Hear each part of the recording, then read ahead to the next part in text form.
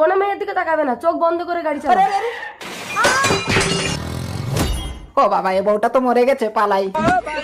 পড়লে পড়লে আমার পড়লে।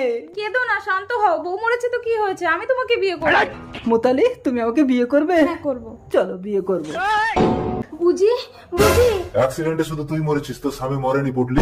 যমরাজ, আমার স্বামী তাহলে মরেনি? আমার স্বামী যদি অন্য কোনো মেয়ের দিকে চোখ তুলে তাকায়? চিত্রগুপ্ত রোবট, একে স্ক্যান করে দেখো তো এর পাপ পুণ্য কি আছে, একে স্বর্গে পাঠাবো না নরকে।